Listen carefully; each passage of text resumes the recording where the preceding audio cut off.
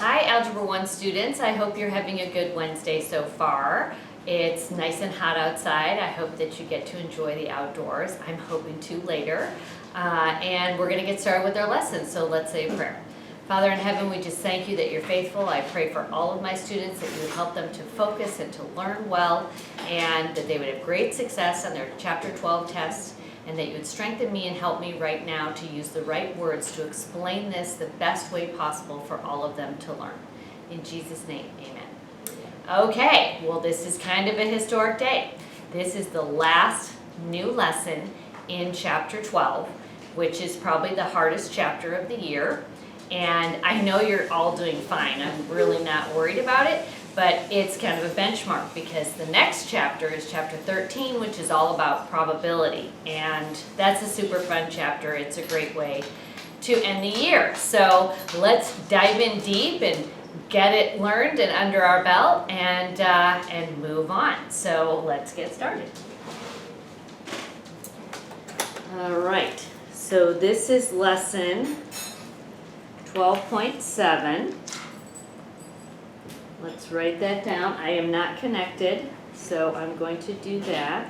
Sorry about that. I thought it was already connected, but it only takes a moment.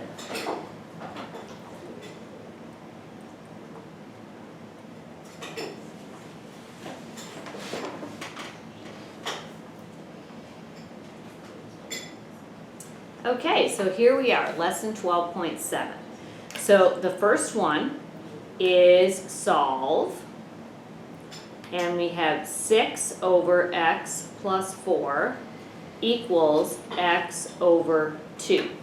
All right, so what we're having now is we're having these rational equations that we have to solve for. So we're looking for answers to the variable. In this case, it's x. All right, now in this problem, this is kind of a special case.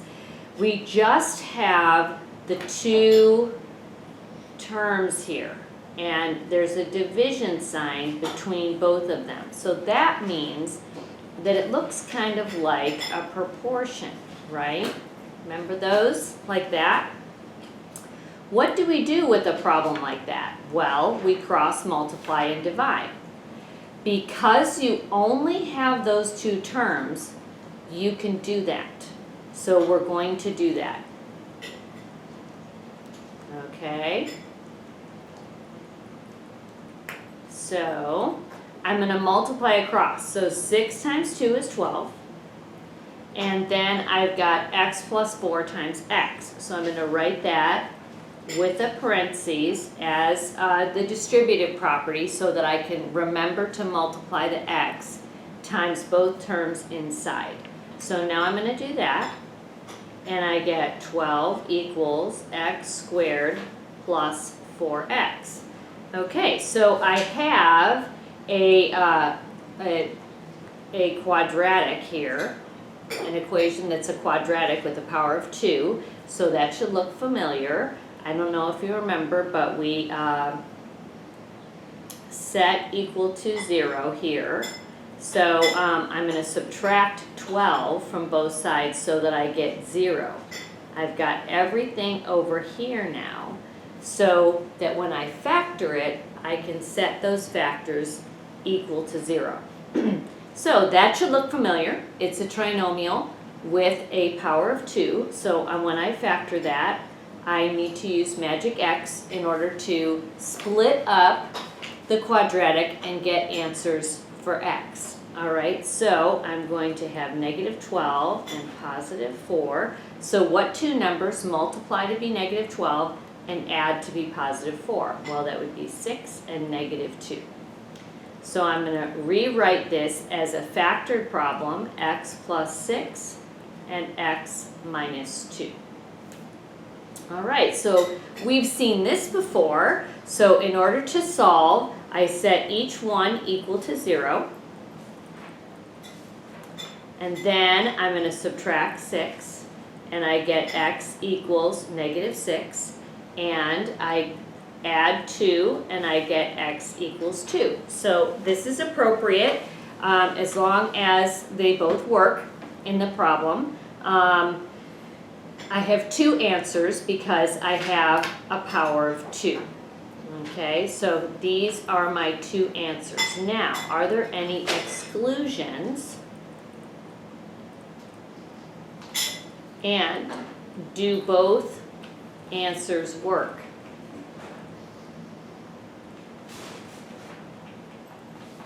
Okay, so let's see, let's go back to my original problem. Do I have anything here? Are there any numbers that will make a 0 in the denominator?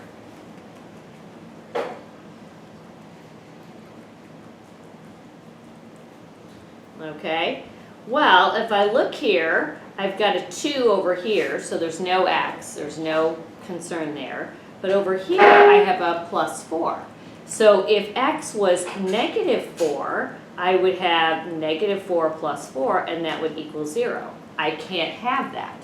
So x cannot be -4. So that would be an exclusion you would want to include with your answers. All right, x cannot be -4. And let's make sure that both -6 and 2 work. So if I've got x plus 4 here in this denominator right here, and if I put -6 in, what do I get? I get -2, that's fine. If I put 2 in, I get 6, that's fine too. So both of my answers work.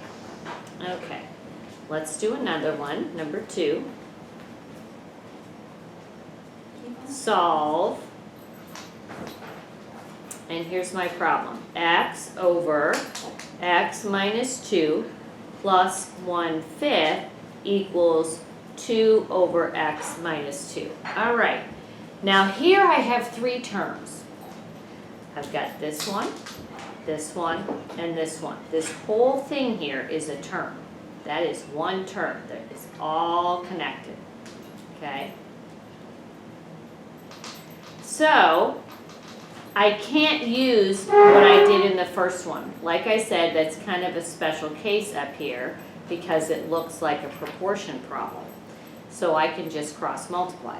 But down here, I have to find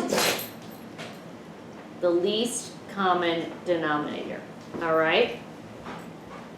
So I have to have, I'm working with fractions here. So I have to have, I want to get rid of those denominators, and I can do that. I don't know if you remember, there's a couple different ways we can do this, so I'm trying to decide at the moment. Let's say I had x over 2 plus 5 equals x over 4, right? What would I do with that? Do you remember this lesson? It was a long time ago. The way that we get rid of those fractions to make it easier is you multiply it by the least common denominator.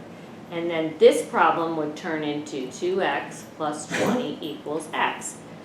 That is a whole lot easier to solve without all those fractions, isn't it? That is a simplified version of what we're going to do now. So what I'm going to do is I'm going to find the LCD and multiply each term by that to get rid of the denominators. So here I have x minus 2, and I have the same thing over here. I don't have to deal with that anymore. I mean, I have 1, just 1, and then I have a 5. So if I multiply my whole equation, or each term, by 5 parentheses x minus 2, I will get all of the denominators to disappear, which is what I want. So this time I'm going to take it term by term. So here's my first term, and I'm going to multiply that by 5 times x minus 2 over 1. And look what happens. These cancel, and I get rid of that denominator. And what am I left with? 5x. Okay? So now my next term is right here, 1/5. So I'm going to take 1/5 And I'm gonna multiply by 5 times x minus 1 over 1. So you're gonna multiply each term by the LCD. Okay? So what cancels out here? Well, the 5's do. And I just have 1 times x minus 2, which is x minus 2. Okay, and then we'll do the last one. I have 2 over x minus 2 times my LCD. And again, the x minus 2's will cancel. So I have 2 times 5 is 10. So these are my new terms. Remember, the value of the terms have not been changed because I multiplied it through by all the same thing. They just look different, okay? Their appearance is different. So in place of x over x minus 2, I'm just going to have 5x, my first term. In place of 1/5, actually I'm going to rewrite it down here. Let's start over. X over x minus 2 plus 1/5. I just want to make it real obvious what I'm doing. So I'm going to take this out, and that is equal to 5x. So I'm going to put that there instead. I'm going to take 1/5 out, and that is the same as x minus 2. And for the last one, I'm going to take 2 over x minus 2 out, and I'm going to put 10 in its place. Now that is a much easier equation to solve, isn't it?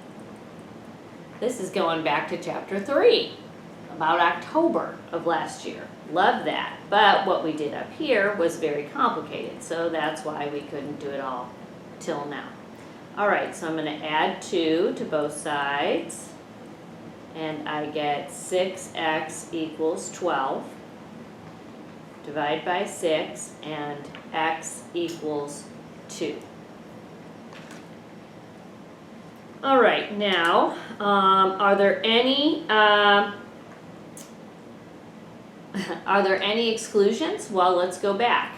Let's look at our original problem, okay? What do I have? Uh-oh. I have x minus 2 in the denominator. Well, if I put 2 in there, what do I get? 0. So guess what? There is no solution to this one. No solution because 2 is an exclusion. All that work, I know. But you know what? It's an important exercise because sometimes it just does that and you need to know how to handle it, okay? And other times it might be just one answer that doesn't work. We've seen that before. Okay, let's do another one, number 3. Solve 3 over x minus 7 plus 1, which equals 8 over x squared minus 9x plus 14. Okay, so this takes another step of difficulty, and we need to find our LCD. Well, I can't do that with the form that it's in, so I need to factor.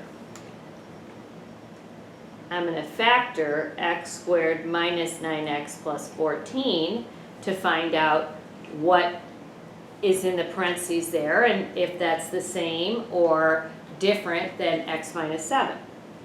So let's use magic x. And I have what adds to be 14 and multiplies to be negative 9. I'm sorry.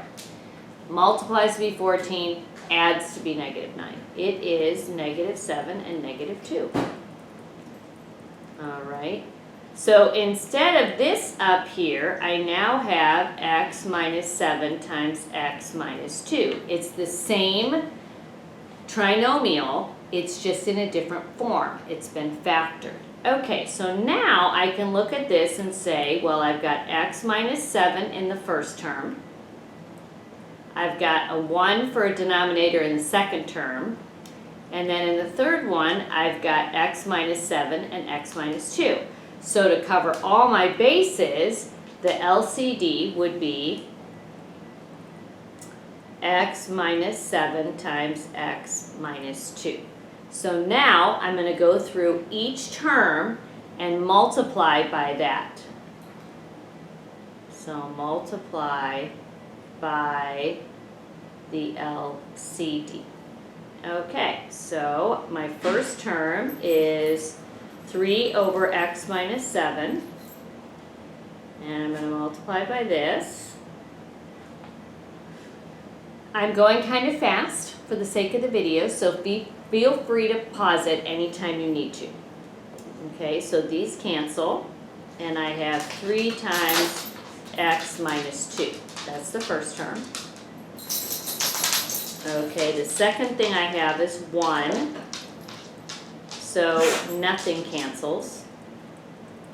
So that second term is now going to be this whole thing. All right, that's all right. And the third thing is 8 over x minus 2 times x minus 7. And I'm going to multiply by that whole thing. Okay? So these both cancel, and I'm left with 8. So now these are my 3 new terms. And you might think, well, gosh, you added it to one term and you took it away from another. What's the difference? The difference is that none of these have a denominator anymore. I don't have x stuck down below, which makes it very difficult to solve. So now I'm going to rewrite my equation just to illustrate.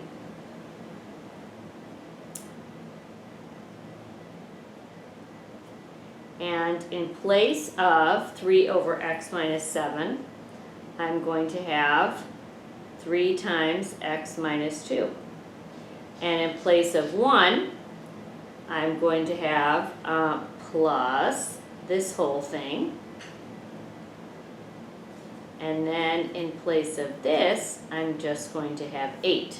So now I have a new equation, and it's a little bit difficult, but it doesn't have any denominators, no fractions. That's my goal. So now let's work this out. 3 times x, 3 times negative 2. Now this, I have to remultiply. So I'm going to have x squared minus 9x plus 14 again. And you think, well, why do that? Well, you know, I have to combine it with the first term, so I'm doing that again. All right, so now let's do this. I can add these terms, and I can add these two. So I'm going to have x squared, and then I'll have minus 6x, so 3 and negative 9, and then plus 8. Okay. Now, oh, and this is 8. All right, so then I'm going to subtract 8 from both sides because I want to have a 0 there, and that goes away. Now, what do I do with this? It's just a binomial. I don't have a trinomial where I would use magic x. Well, I can factor it using the distributive property, okay? And that's fine. So then I'm going to set x equal to 0 and x minus 6 equal to 0. And I add 6 to both sides, and x is 6. Okay, so those are my 2 answers. Do I have any exclusions? Well, let's go back up to the original equation. I'll just write it here so we have it. You don't have to, if you can see it on your paper. Okay, well, I can't have x equal to 7, and I can't have, remember this works out to be the x minus 7 and the x minus 2. So x can't be 2 either. That doesn't affect either of these two. So those are my two answers. All right, I'm going to give you some to do. I'm going to give you two. So the first one is this, a over a plus 4 plus 1/3 equals negative 12 over a plus 4. And then I'm going to move down quite a bit here. I don't know if I have enough room. I think we're okay. All right. And the second one is n over n minus 11 minus 1. Be careful. There's a minus there. Equals 22 over n squared minus 5n minus 66. Okay? So go ahead and work those out, and I'll come back in just a few minutes. Give those a try on your own.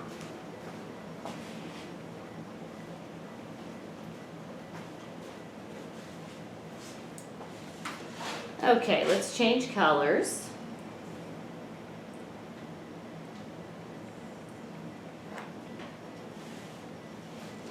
All right, so what's the LCD?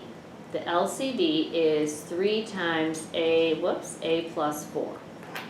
So my first term, I'm going to multiply by 3 times a plus 4. And these cancel out, and I end up with 3a.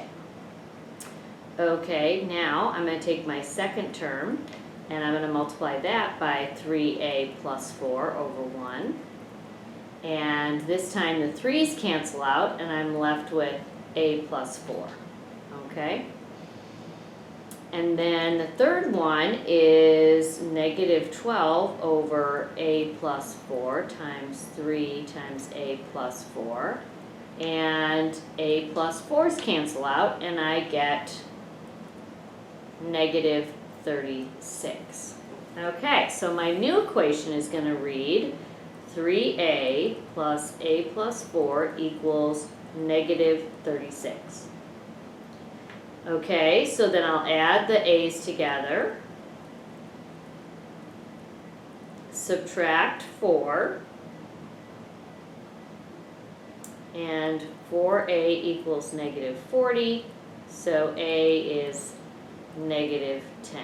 All right, so I went really fast with that, hoping that you've already done it, but you can pause it if you need to go slower. Are there any exclusions? Yes, a cannot be negative 4. Excuse me. Does that affect my answer? No.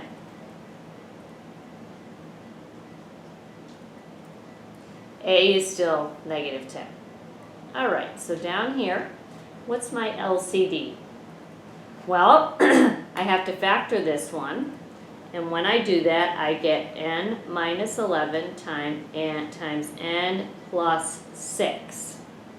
Okay, so I have one of those here, nothing here, and then I have those two. So my LCD is going to be n minus 11 times n plus 6.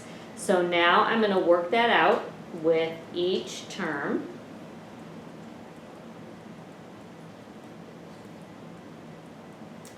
Okay, these two cancel, and what am I left with? N times n plus 6. So that's the first term. Now I have 1, so it's just going to be 1 times n minus 11 times n plus 6, which is, well actually, we'll just put it back. It's just the same. And then 22 over n squared minus 5n minus 66 times, actually let's just put it in its new form so it's easy to cancel out.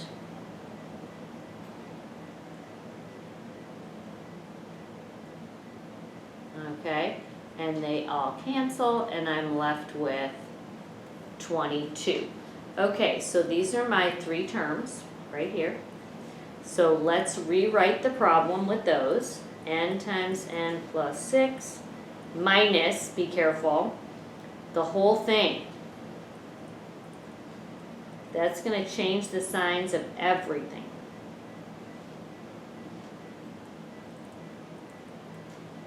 Equals 22.